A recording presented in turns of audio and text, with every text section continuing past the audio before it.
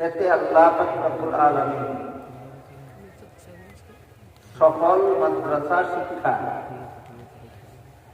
তিনটি গুণ উল্লেখ করেন। যে মাদ্রাসা শিক্ষার মধ্যে তিনটা গুণ থাকে সেই মাদ্রাসা শিক্ষা হবে সফল। তিন গুণের কোনো একটা গুণ যে মাদ্রাসা শিক্ষায় পাওয়া যাবে না সেই মাদ্রাসা শিক্ষা বিফল হতে পারে। বুঝে থাকলে একটু দয়া করে বলুন তো, মাদ্রাসা শিক্ষা সফল হয় কত গুণের দ্বারা? এই তিন গুণ আল্লাহ রাব্বুল আলামিন তিলাওয়াতকৃত আয়াতে উল্লেখ করে। যেহেতু এই মুবারক সমাবেশ কওমি উলামা পরিষদের পক্ষ থেকে আয়োজিত, এই জন্য কওমি উলামাগণের দায়িত্ব কি, কেন তারা আপনাদেরকে নিয়ে এই সম্মেলনের আয়োজন করে, এই বিষয়টা এখানেই আলোচনা হওয়া দরকার। এবং এই আলোচনাটা তিন গুণের ধারাবাহিকতায় ইনশাআল্লাহ আমাদের সামনে প্রতিষ্ঠা হবে। তিন গুণ বিশিষ্ট মাদ্রাসা শিক্ষা সফল, তিন গুণের কোন গুণ বঞ্চিত মাদ্রাসা শিক্ষা বিফল হতে বাধ্য। তিন গুণের এক গুণের প্রতি ইঙ্গিত করে আল্লাহ বলেন লিয়াতাফাক্কাহু ফিদ্দীন। যদি আল্লাহ বলতেন লিয়াতাআল্লামু ফিদ্দীন, তাহলে তার অর্থ দাঁড়াতো কিছু মুসলমান ইসলামী শিক্ষা গ্রহণের জন্য বের হয়ে যেত, কিন্তু এটা আল্লাহ বলেন ইসলামী শিক্ষা গ্রহণের জন্য যাও। আল্লাহ বলেছেন লিয়াতাফাক্কাহু ফিদ্দীন, ইসলামী শিক্ষার সাথে সাথে দীক্ষা গ্রহণের জন্য যাও। সুতরাং শিক্ষার সাথে দীক্ষা থাকতে হবে, এটা মাদ্রাসা শিক্ষা সফল হওয়ার প্রথম গুণ। সফল মাদ্রাসা শিক্ষার প্রথম গুণ হল শিক্ষার সাথে দীক্ষা।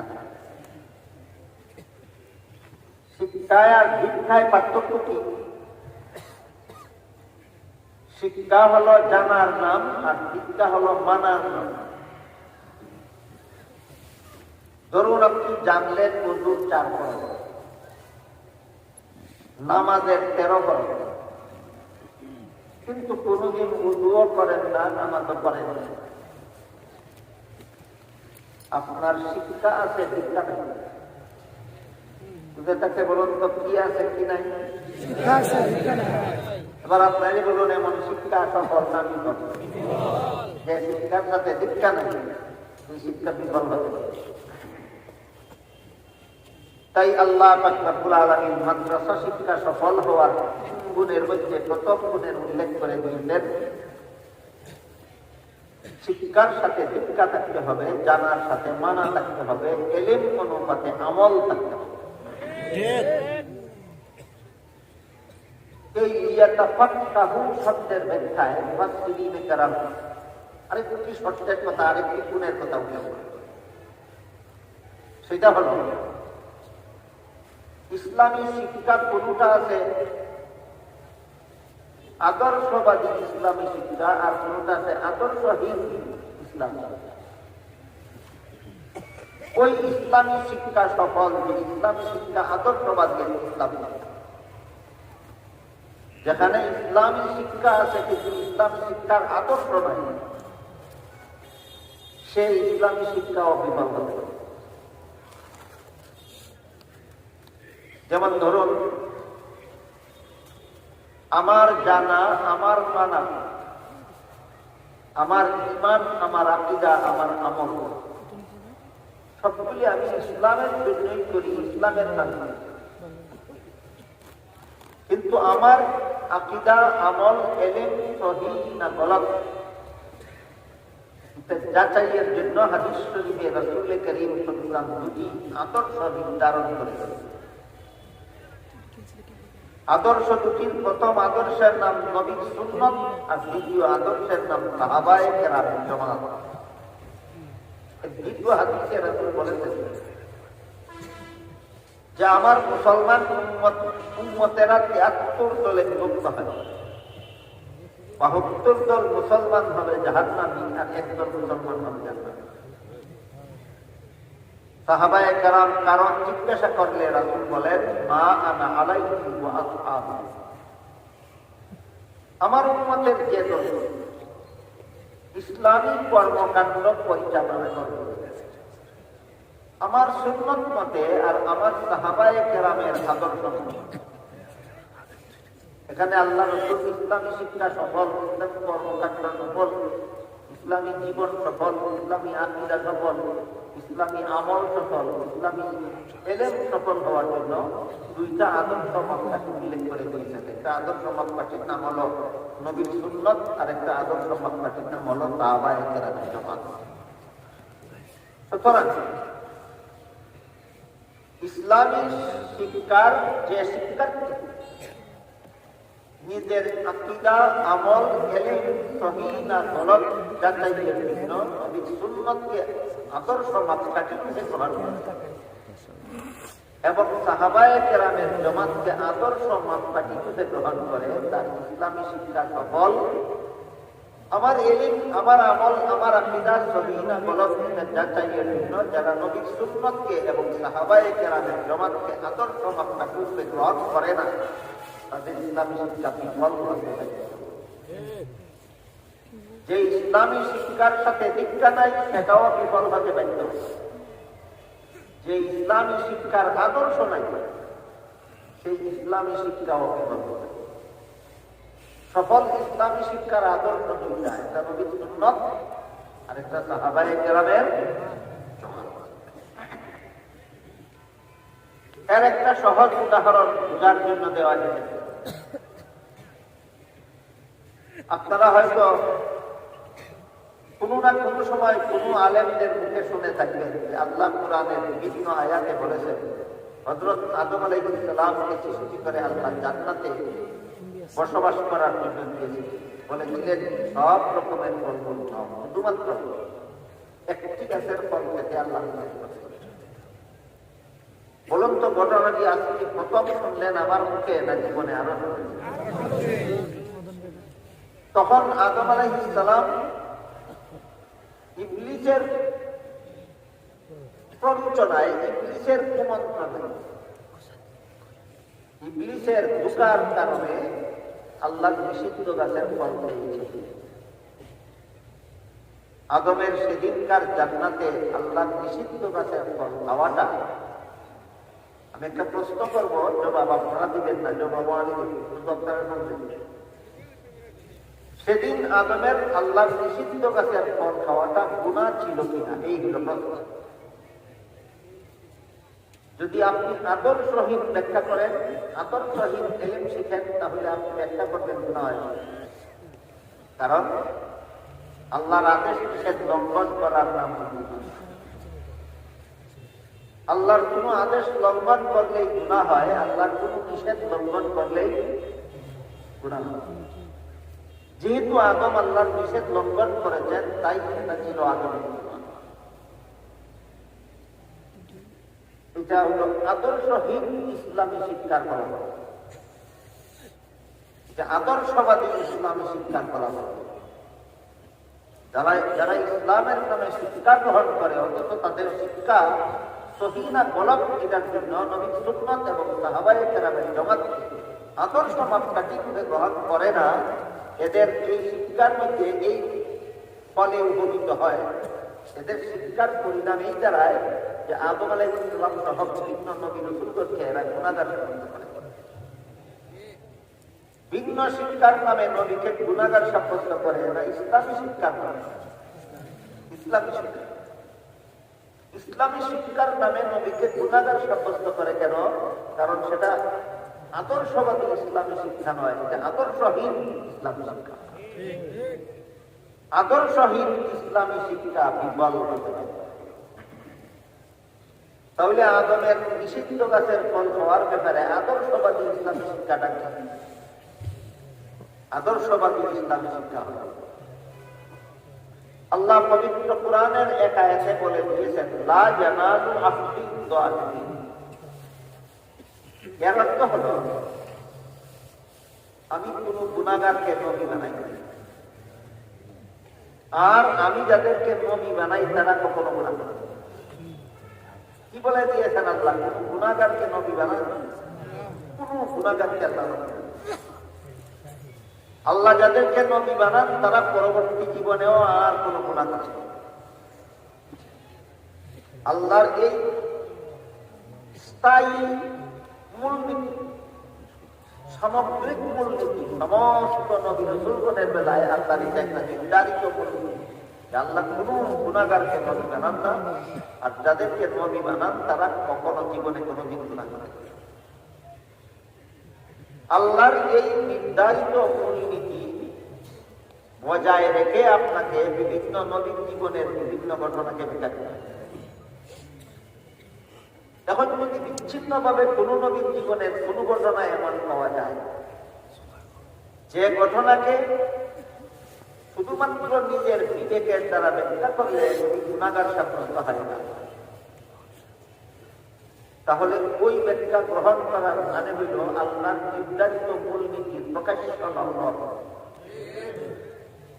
কাজেই ব্যাখ্যাটা এমন ভাবে করতে হবে যেন আল্লাহর নির্ধারিত মূলনীতি লঙ্ঘন না হয়। এই কথাটা সুন্নতে রাসূল এবং জামাতে সাহাবা, নবীর সুন্নতের দ্বারা প্রমাণিত যে আল্লাহর নির্ধারিত মূলনীতি বজায় রেখে ব্যাখ্যা করতে হবে। সাহাবায়ে কেরামের আদর্শ বজায়, আল্লাহর নির্ধারিত মূলনীতি বজায় রেখে ব্যাখ্যা করতে হবে, এটা নবীর সুন্নতের দ্বারা প্রমাণিত, এটা সাহাবায়ে কেরামের জামাতের দ্বারা। কাজে আমরা আল্লাহর নির্ধারিত মূলনীতি বজায় রেখে আদমের নিষিদ্ধ গাছের ফল খাওয়ার ব্যাখ্যা করি, সেটা হবে আদর্শবাদী ব্যাখ্যা। আর যদি দুইটা মূলনীতি লঙ্ঘন করে আমরা ব্যাখ্যা করি, সেটা হবে আদর্শহীন ইসলামী ব্যাখ্যা। মুফাসসিরিনে কেরাম তাফসীরের কিতাবে তার বিভিন্ন ব্যাখ্যা উল্লেখ করেছেন, যে ব্যাখ্যা মতো আল্লাহর নির্ধারিত মূলনীতি বজায় থাকে। এর মধ্যে এক ব্যাখ্যা হল কোন মানুষের কোন কাজের দ্বারা গুনাহ হয় অথবা সওয়াব হয়, দুনিয়ার জীবনে, জান্নাতি জীবনে নয়। বুঝে থাকলে একটু দয়া করে বলুন তো, কোন জীবনে মানুষের কাজের দ্বারা গুনাহ অথবা সওয়াব হয়? দুনিয়ার।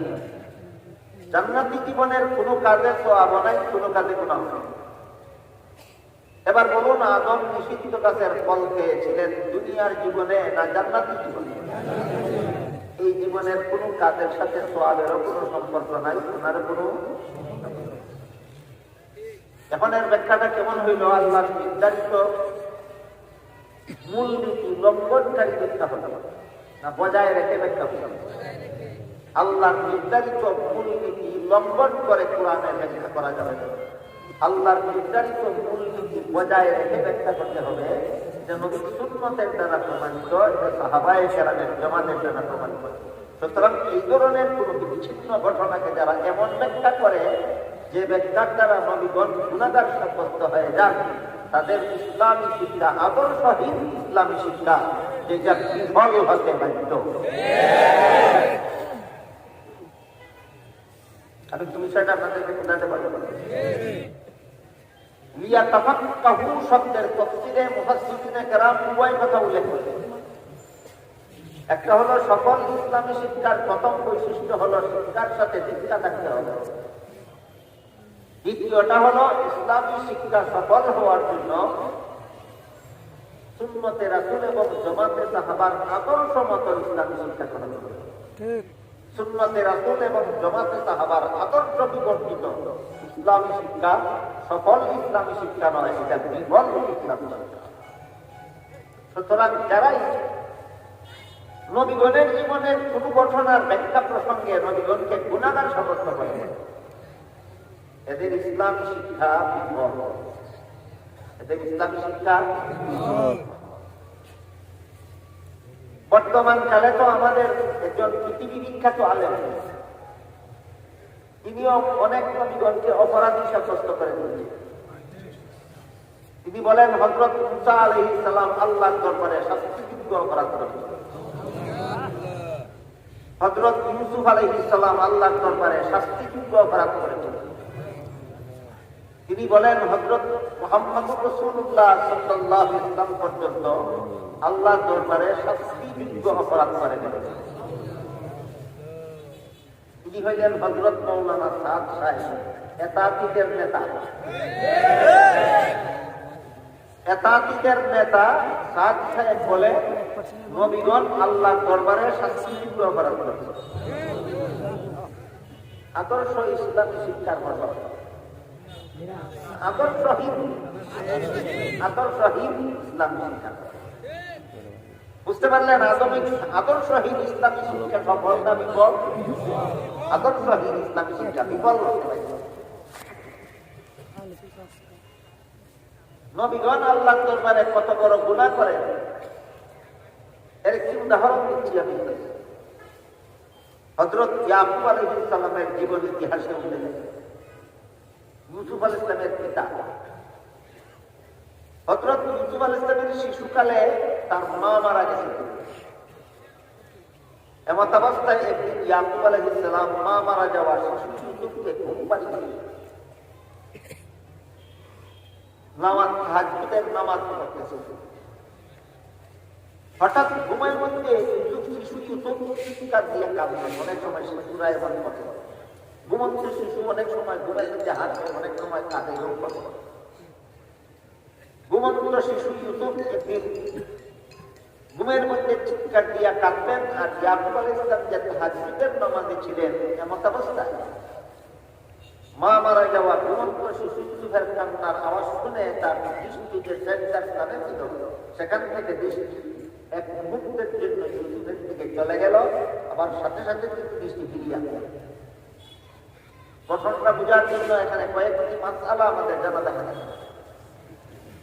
প্রথম মাসআলা হলো নামাজে দাঁড়ানো অবস্থায় সেজদার স্থানে নজর রাখা সুন্নাত। নামাজে দাঁড়ানো অবস্থায় কোথায় দৃষ্টি রাখা সুন্নাত? দ্বিতীয় মাসআলা হলো সেজদার স্থান থেকে ভিন্ন দিকে তাকাবার জন্য। যদি ভিন্ন দিকে নামাজি সিনাও কিবলার দিক থেকে ভিন্ন দিকে ফিরে যায়, তাহলে নামাজ বাতিল হয়। তৃতীয় মাসআলা হলো সেজদার স্থান থেকে দৃষ্টি উঠিয়ে ভিন্ন দিকে তাকাইল, কিন্তু সিনা কিবলার দিক থেকে ফিরল না, চেহারাটা কিবলার দিক থেকে ফিরে গেল। নামাজ বাতিল হয় না, কিন্তু নামাজ মাকরুহ হয়ে যায়, নামাজের সওয়াব নষ্ট হয়। চতুর্থ মাসআলা হলো সিনাও কিবলার দিক থেকে ফিরল না, চেহারাও কিবলার দিক থেকে ফিরল না, কিন্তু ভিন্ন দিকে যে তাকাইল অনেকক্ষণ পর্যন্ত তাকাইয়াই রইল। এমন অবস্থায় ওর নামাজ মাকরুহ হয়ে যায়। আর যদি পঞ্চম মাসআলা হলো যদি নামাজে দাঁড়ানো অবস্থায় মুহূর্তের জন্য সেজদার স্থান থেকে দৃষ্টি ভিন্ন দিকে চলে যায়, সিনাও কিবলার দিকেই থাকে, চেহারাও কিবলার দিকেই থাকে, এবং দৃষ্টি ভিন্ন দিকে চলে যাওয়ার সাথে সাথে যদি আবার দৃষ্টি সেজদার স্থানে ফিরিয়ে আনে, নামাজ বাতিল হয় না, মাকরুহ হয় না, তো আবার নষ্ট হয়। ইয়াকুব আলাইহিস সালামের এমনটাই হচ্ছে। এক মুহূর্তের জন্য দৃষ্টি মা মারা যাওয়া ঘুমন্ত শিশু ইউসুফের দিকে চলে গেল, সাথে সাথে তিনি দৃষ্টি ফিরিয়ে আনলেন। এতক্ষণের কথাগুলি বুঝে থাকে বলুন তো, ইয়াকুব আলাইহিস সালামের দৃষ্টি যে তার অলক্ষী এক মুহূর্তের জন্য ভিন্ন দিকে চলে গেছিল, কত বড় গুনাহ ছিল? বিন্দু মাত্র নয়। কিন্তু আল্লাহ পাক রব্বুল আলামিন সাথে সাথে ফেরেশতাদেরকে সাক্ষী করে বললেন, হে ফেরেশতারা, তোমরা সাক্ষী থাকো, ইয়াকুব আলাইহিস সালাম আমার সাধারণ বান্দা নন, আমার বিশেষ বান্দা। নবী কি সাধারণ বান্দা হন না বিশেষ বান্দা?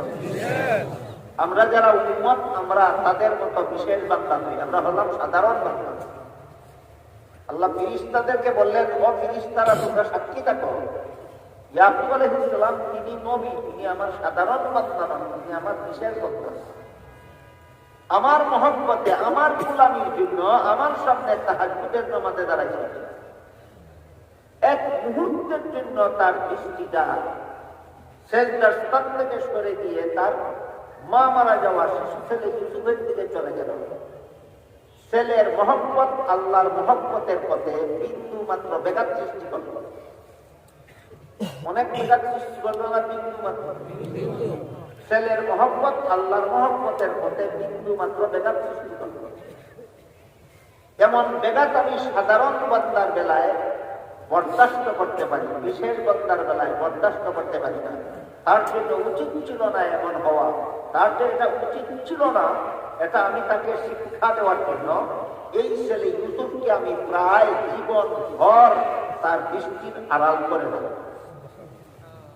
ইউসুফ আলাইহিস সালামকে আল্লাহ কুদরতি ব্যবস্থাপনার মাধ্যমে জীবন ভর ইয়াকুব নবীর দৃষ্টির আড়াল করে রাখলেন। যে ছেলে চিন্তায় কাঁদতে কাঁদতে ইয়াকুব নবীর চোখ বন্ধ হয়ে গেল। আদর্শহীন ইসলামী শিক্ষায় যারা শিক্ষিত, এরা ঘটনাটা ব্যাখ্যা করলে বলবে ইয়াকুব নবী আল্লাহর দরবারে শাস্তি কিন্তু অপরাধ করেছেন। পুরা কি কোনো তুমি শাস্তি আর কি কিন্তু অপরাধ।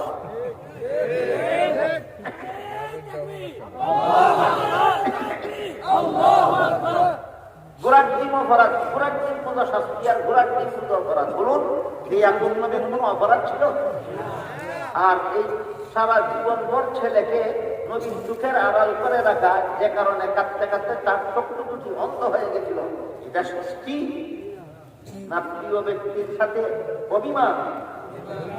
শাস্তিও বুঝে না, অভিমানও বুঝে না। কেন? ইসলামী শিক্ষায় শিক্ষিত হয় কোনটা শাস্তি আর কোনটা অভিমান, পার্থক্য বুঝে না কেন? কারণ তার ইসলামী শিক্ষা আদর্শহীন। ইসলামী শিক্ষা আদর্শহীন হলে ফলাফল এমন হতে বাধ্য। উদাহরণের মাধ্যমে আপনাদেরকে বোঝাবার চেষ্টা করেছি। আল্লাহ সূরা তাওবার 122 নম্বর আয়াতে সফল ইসলামী শিক্ষার তিনটা বিশেষণের উল্লেখ করেছেন। একটা হলো শিক্ষার সাথে দীক্ষা থাকতে হবে, আর একটা হলো সুন্নতে রাসূল এবং জামাতে সাহাবার আদর্শগত শিক্ষা গ্রহণ করতে হবে।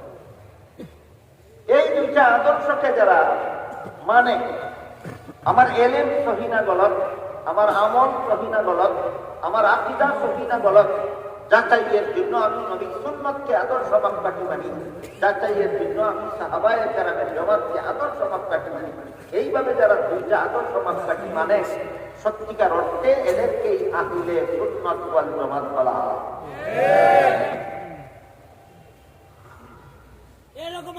বুঝে থাকলে একটু দয়া করে বলুন তো, আহলে সুন্নাত ওয়াল জামাত গায়ে পড়ে হওয়া যায় না? প্রচারের জুড়ে হওয়া যায় না? চাপার জুড়ে হওয়া যায় না? দুইটা আদর্শ মানতে হয়। একটা আদর্শের নাম নবী সুন্নাত, আর একটা আদর্শের নাম সাহাবাগণের জামাত। যারা অনুসারী তাদের নাম আহলে সুন্নাত ওয়াল জামাত। গেল ইসলামী শিক্ষা সফল হওয়ার দ্বিতীয় বিশেষণ। ইসলামী শিক্ষা সফল হওয়ার তৃতীয় বিশেষণ উল্লেখ করে আল্লাহ বলেন,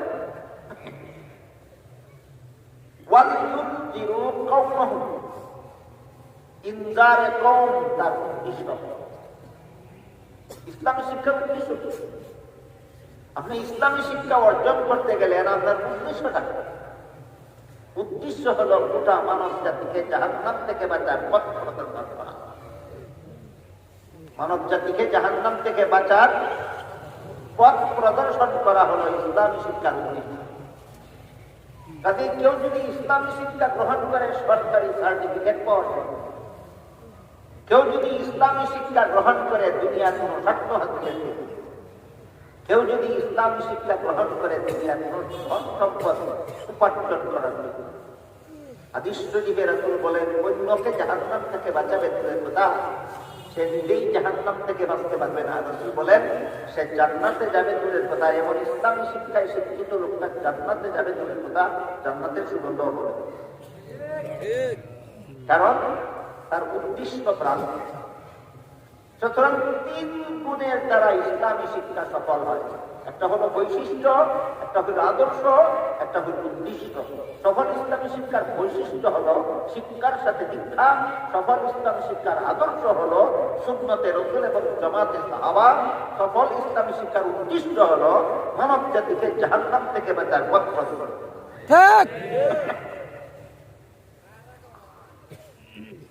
সূরা তাওবার 122 নম্বর আয়াতে আল্লাহ ইসলামী শিক্ষা সফল হওয়ার জন্য কতটি শর্ত আরোপ করেছেন? 3টি বৈশিষ্ট্য, আদর্শ, সামনের কথাগুলি পরিষ্কারভাবে বোঝার জন্য আমি বারবার বলছি, আপনারা যেন সহজে বুঝতে পারেন এবং স্মরণ রাখতে পারেন যে সফল ইসলামী শিক্ষার 3 গুণ। এর প্রথমটা বৈশিষ্ট্য, দ্বিতীয়টা আদর্শ, তৃতীয়টা উদ্দেশ্য। বুঝা থাকতে বলুন তো সফল ইসলামী শিক্ষার বৈশিষ্ট্যটা কি? শিক্ষার সাথে সফল ইসলামী শিক্ষার আদর্শ কি? নবীর সুন্নতের সাথে সাহাবায়ে কেরামের জমাত। সফল ইসলামী শিক্ষার উদ্দেশ্য কি? দুনিয়ার কোন স্বার্থ না, জনগণকে জাহান্নাম থেকে বাঁচার পথ দেখানো। এই 3 কথা বুঝতে বাকি থাকলে অথবা স্মরণ রাখতে না পারলে আর সামনের কথাগুলি পুরা কঠিন হয়ে যাবে। যেন আবার সফল ইসলামী শিক্ষার বৈশিষ্ট্য হলো শিক্ষার সাথে দীক্ষা, আদর্শ হলো নবীর সুন্নতের সাথে জমাতে সাহাবা, উদ্দেশ্য হলো মানব জাতিকে জাহান্নাম থেকে বাঁচার পথ। এবার আমি জিজ্ঞেস করব, সফল ইসলামী শিক্ষার বৈশিষ্ট্যটা কি? আদর্শ সুন্নতের রাসূল এবং জমাতে সফল ইসলামী শিক্ষার উদ্দেশ্য ইনকারের কওম গোটা মানব জাতিকে জাহান্নাম থেকে বাঁচার পথ। এই 3টা গুণ যে ইসলামী শিক্ষার মধ্যে পাওয়া যাবে সেই ইসলামী শিক্ষা সফল ইসলামী শিক্ষা। 3 গুণের কোন একটি গুণ যদি কোন ইসলামী শিক্ষার মধ্যে পাওয়া না যায় তাহলে সেই ইসলামী শিক্ষা বিফল হতে। এবার আমি যেই কথাটি আপনাদের সামনে তুলে ধরতে চাচ্ছি সেটা হল ঘটনাক্রমে কওমি উলামাদের দারুল উলুম দেওবন্দের মাধ্যমে যে শিক্ষা ব্যবস্থা উপমহাদেশে চালু হয়েছে সেই শিক্ষা ব্যবস্থাকে কওমি শিক্ষা ব্যবস্থা বলা হয়। দারুল উলুম দেওবন্দের মাধ্যমে যে ইসলামী শিক্ষা ব্যবস্থা উপমহাদেশে চালু হয়েছে এটাকে কওমি শিক্ষা ব্যবস্থা বলা হয়। এই শিক্ষা ব্যবস্থার মধ্যে বর্তমান দুনিয়াতে সফল ইসলামী শিক্ষার 3 গুণ সন্তোষজনকভাবে পাওয়া যায়। কওমি শিক্ষা ব্যবস্থার মধ্যে ইসলামী শিক্ষা সফল হওয়ার 3 গুণ মোটামুটি পাওয়া যায় না, সন্তোষজনকভাবে সন্তোষজনক। আপনারা পরীক্ষা করতে চাইলে আমি পরীক্ষা করার পদ্ধতি বলে দিচ্ছি। কওমি মাদ্রাসায় যে সমস্ত ছেলে ছাত্ররা লেখাপড়া করে এদের আমল আখলাকটাও দেখবেন